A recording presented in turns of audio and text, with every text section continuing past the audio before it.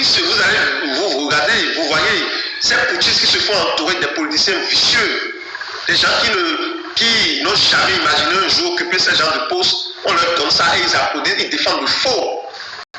Ils défendent le faux. Leurs intérêts, ils ne regardent pas la nation. La nation, c'est la constitution. Et lorsque des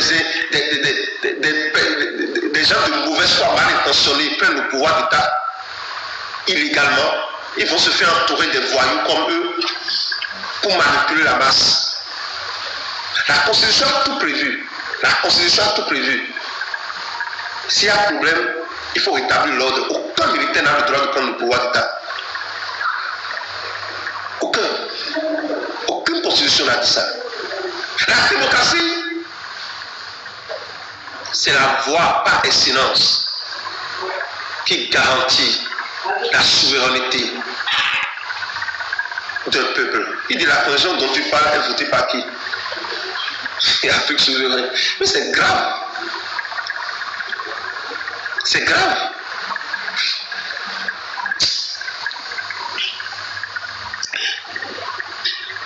Je ne sais pas.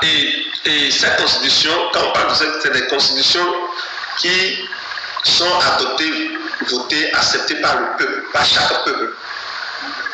Et je vous rappelle que la constitution n'est pas comme une pierre. La constitution change au fur et à mesure. Elle-même prévoit comment est-ce qu'il faut la changer, l'amender pour faire face aux réalités de notre temps. On ne peut pas gouverner dans le désordre.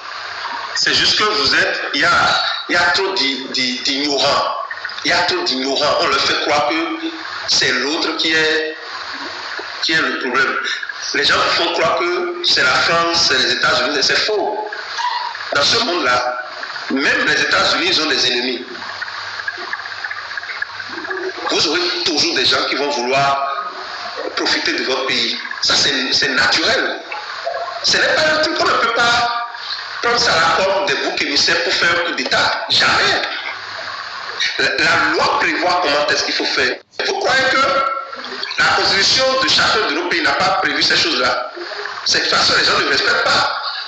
La constitution n'a jamais demandé à qui que ce soit de signer des accords bizarres pour se maintenir au pouvoir. Mais c'est ce que ces gens-là font. Lorsque des voyous prennent le pouvoir d'État par la force, c'est ce qu'ils font. Ils ont besoin de protection, parce que sinon ils ne peuvent pas garder. Ils ont besoin de faire des concessions. Ils ne peuvent pas garder le pouvoir d'État. C'est eux qui favorisent même l'impérialisme. Les putschistes là, ce sont eux qui favorisent l'impérialisme. Le peuple, un peuple éveillé, demande, exige le respect de la loi et non l'applaudissement d'un leader. Un peuple éveillé exige le respect de la loi parce que ce peuple sait que c'est grâce à cette loi que nous pouvons vivre ensemble. Donc un peuple éveillé, un peuple qui est éveillé exige le respect de la loi. Il n'est pas fanatique. Il n'applaudit pas un dirigeant ou bien un homme fort. Non, non, non. Il exige plutôt le respect de la loi. C'est grâce au respect de la loi que nous pouvons vivre ensemble et nous développer.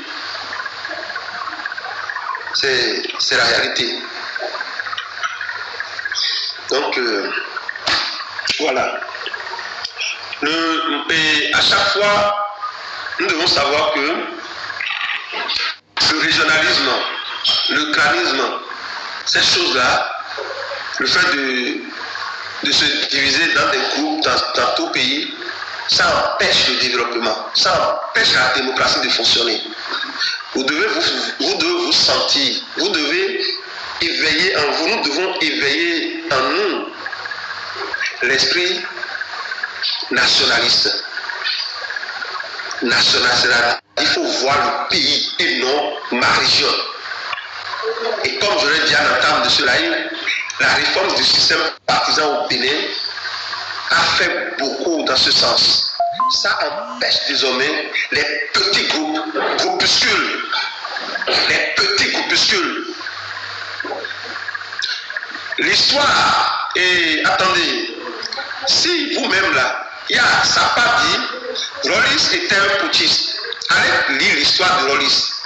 C'est vrai, Rollis était un putschiste. Il a fait beaucoup d'erreurs d'abord, beaucoup d'erreurs d'abord. Il a passé au moins 10 ans, un truc comme ça. Allez lire son histoire. Il a fait beaucoup d'erreurs. Mais après, il s'est repenti.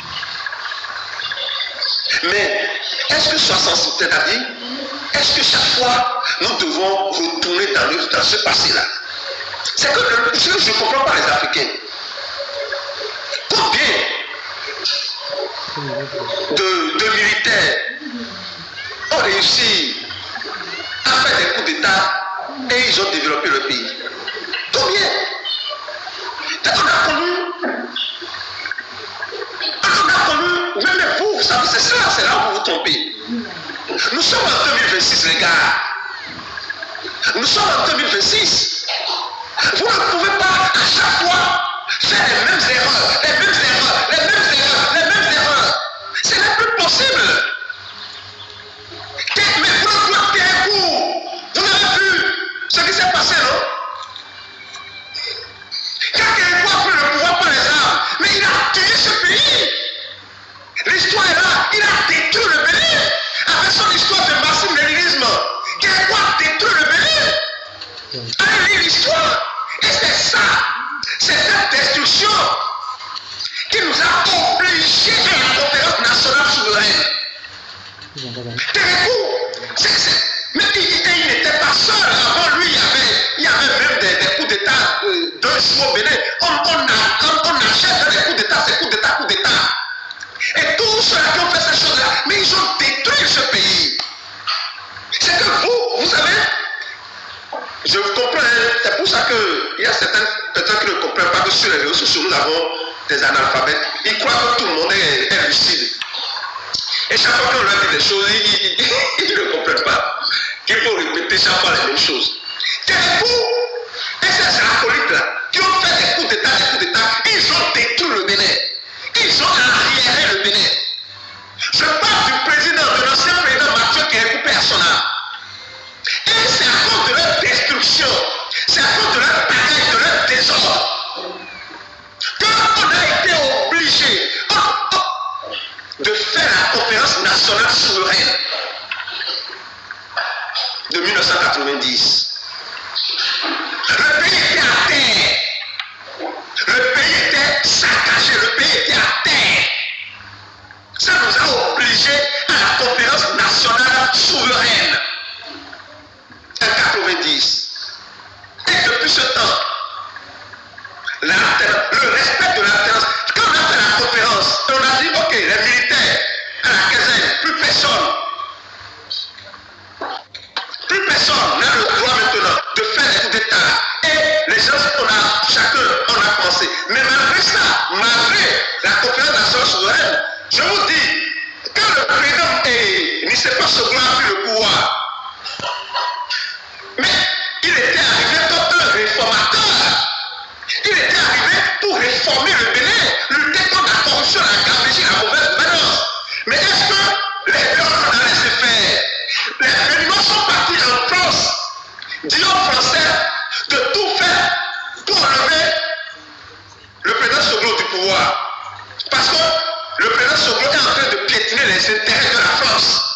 Le président Soglo voulait industrialiser le Bénin pour que le coton béninois soit transformé au Bénin. Les gens sont partis dire aux Français, les Béninois sont partis dire aux Français, si vous le laissez faire là, il ne va plus vous vendre le coton béninois. Il va transformer ça chez lui et vous n'aurez plus de matière première. Donc on a donné les moyens et ils ont renversé le président. Ils ont gagné, ils ont battu aux élections de 96, je crois. Et le président Kékou, il est arrivé.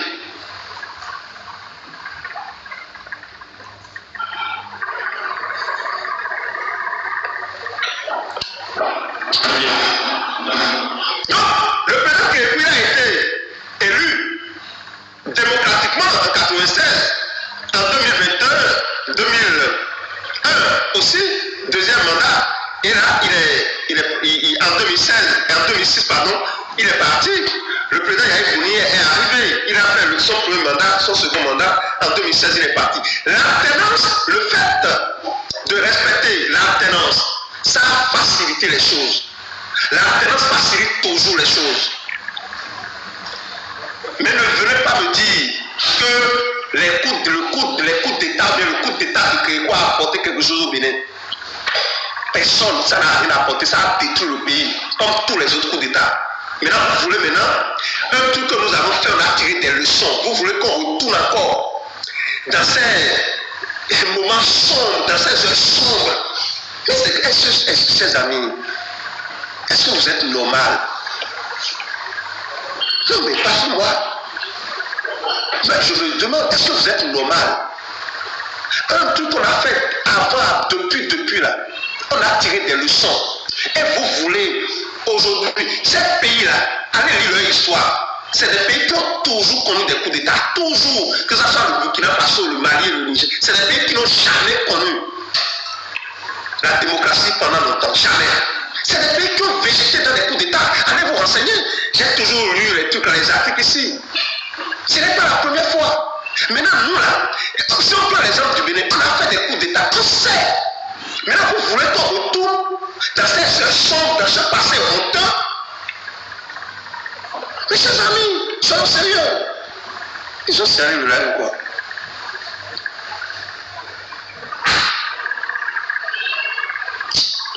On ne sait pas grave. Tapotez, partagez le live. Tapotez, partagez. Merci beaucoup à vous, maman Mouassi. Et le live a été sérieux, donc voilà. Donc, vous voulez qu'on retourne dans ce passé honteux en 2026, vous parlez encore, un Africain qui a sa tête en place va parler de coup d'État en 2026. Mais vous devez avoir honte. Vous devez avoir honte. Parler de coup d'État en 2026. Mais c'est grave. Alors que vous avez une constitution qui prévoit des choses, lorsque ça ne va pas ce qu'il faut faire, pourquoi on ne respecte pas ça? Et ces voyous qui prennent le pouvoir d'État par la force, c'est eux qui veulent parler de fermeté, de rigueur. Mais ce n'est pas incohérent. Et que vous-même là, quand même, il faut vous poser des questions. Est-ce que ce n'est pas incohérent? La rigueur, c'est à travers la loi, la constitution qui est là. C'est des gens qui sont frustrés. Moi, je dis, c'est des gens qui sont malades souvent. C'est des gens qui sont malades. Il faut être malade pour déstabiliser son propre pays. Il faut être malade pour faire un coup d'État à son pays. Il faut être malade, il faut être vraiment disjoncté pour faire un coup d'État alors que le pays a une constitution. Il n'y a pas de raison. Il n'y a pas de raison, aucune raison ne peut pas justifier un coup d'État. La Constitution, quelqu'un dit quand la France vole leurs ressources, la Constitution permet, dans les moyens d'empêcher la France de voler les ressources. Personne ne vous trompe. La Constitution de chacun de nos pays nous donne les moyens d'empêcher quiconque de nous voler. Je vous dis, je le dis bien, il y a plein de constitutions. La Constitution